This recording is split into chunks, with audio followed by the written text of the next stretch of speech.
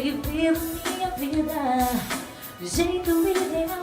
Deus é fiel para me perdoar quando eu falhar. Eu não sou digna de tudo isso, mas Ele me abençoa. God be good to me.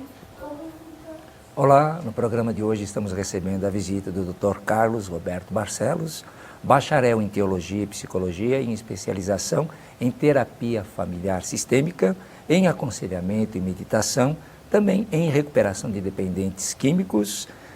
Quanta coisa, hein, pastor?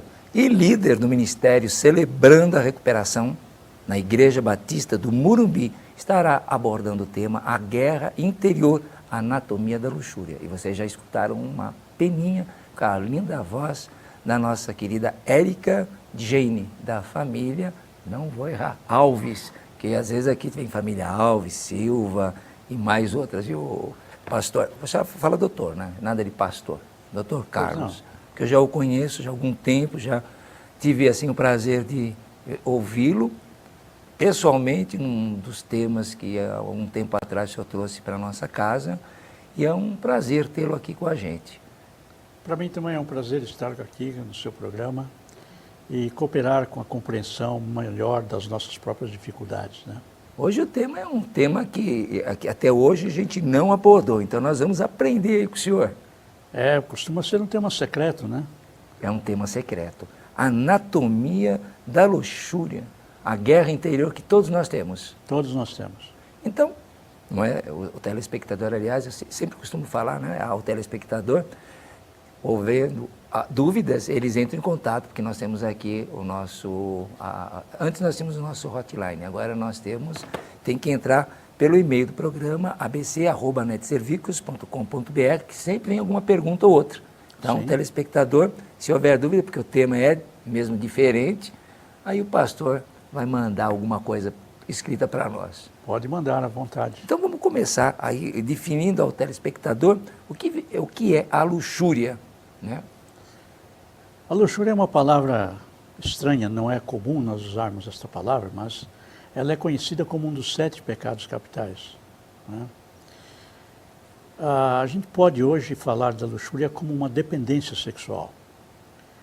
E não significa necessariamente que um dependente sexual pratique o sexo real. Ele pode estar praticando o sexo virtual.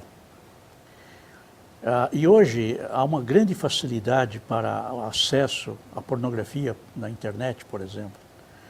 É alguma coisa muito difícil de se lidar, porque nós estamos lidando com a força mais poderosa.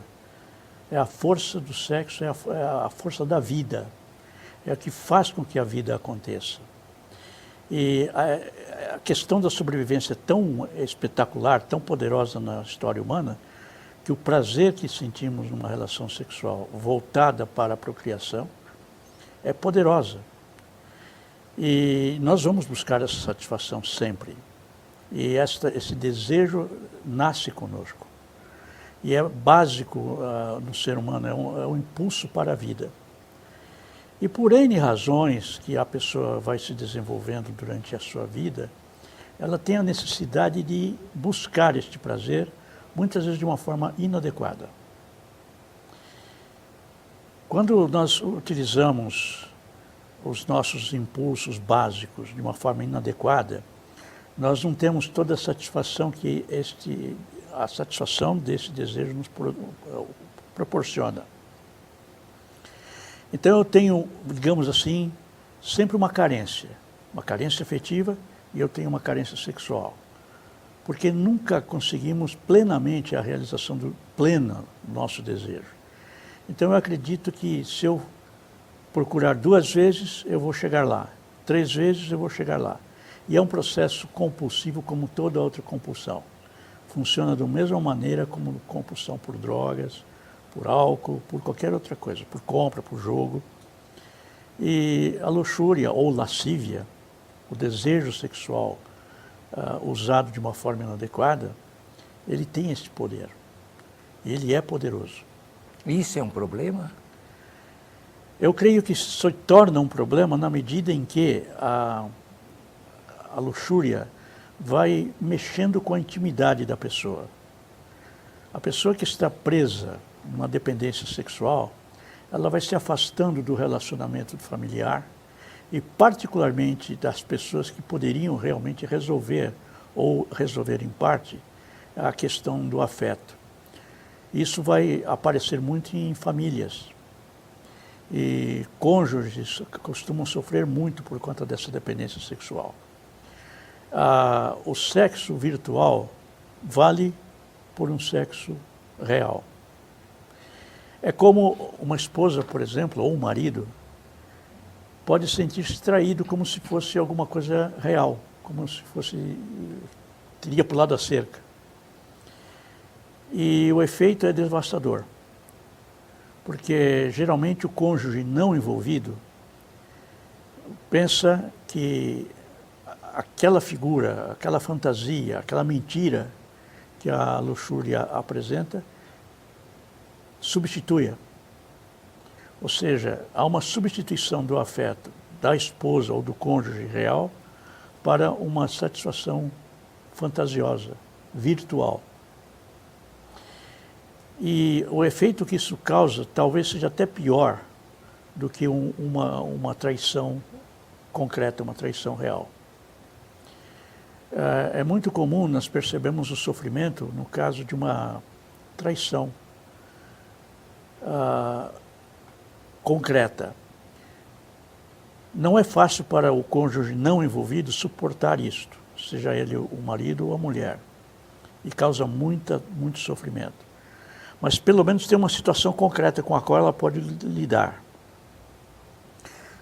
Uma vez eu vi uma senhora, uma esposa de alcoólatra, qualificando isso de uma forma muito interessante. Ela disse assim: se eu tivesse que lutar com uma mulher, uma outra mulher, eu me sentiria mais seguro porque eu sou mulher e eu sei como é que a mulher funciona.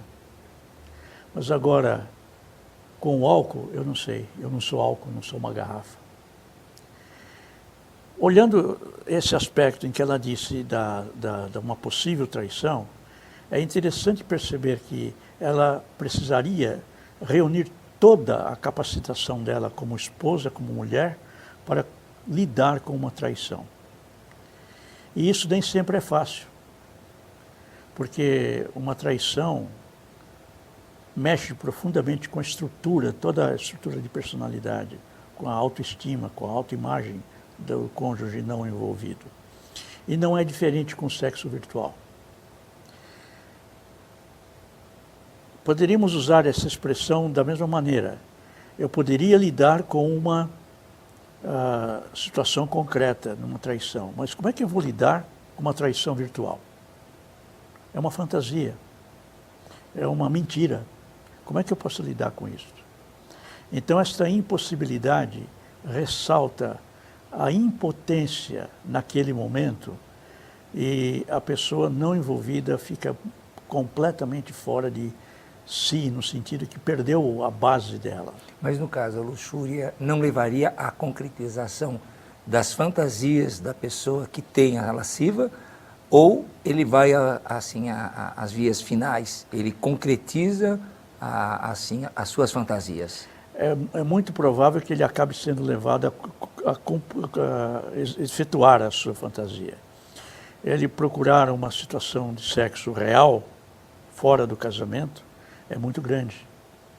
E uma coisa fica ligada com a outra. Uma pessoa, por exemplo, assim, que ele tem a sua garota, um jovem, vamos dizer, que tem uma garota bonita, vive um namoro bonito, tranquilo, aparentemente aos olhos da família, aos olhos de todos, e no dia a dia ele tem uma compulsão para estar tendo encontros e assim, com pessoas que nunca viu. Vai aqui enfim, num local onde encontra garotas, hoje aqui, um dia, ou amanhã. Seria isso também, fazia parte da luxúria? Faz. Isso faz parte, sim. Porque, na verdade, ele está buscando uma satisfação egoísta. Exato. Né? Ele não está envolvido num compromisso efetivo e afetivo com aquela pessoa. Né? É um encontro fortuito. Isso seria imaturidade? Eu não diria exatamente uma imaturidade, mas uma resposta deslocada. Ele tem uma carência. Ele, aliás, curiosamente, todos nós somos carentes, né? E todos nós buscamos, de alguma forma, satisfazer as nossas carências afetivas. E essa carência afetiva, curiosamente, vai com a gente pela vida inteira. Não vai se resolvendo na maturidade, não. Pelo contrário, à medida que a gente vai ficando velho, parece que o problema aumenta. Né? Porque o homem vai precisando provar que ainda é homem. E ele percebe que a condição física dele já não é mais a mesma do que algum tempo atrás. Tem a ver com a idade dos 40? Daí para frente. Daí para frente. Daí para frente. Então a necessidade está ali. E é interessante que para o homem, satisfazer sexualmente a mulher é uma parte do prazer que ele sente. Não é apenas a questão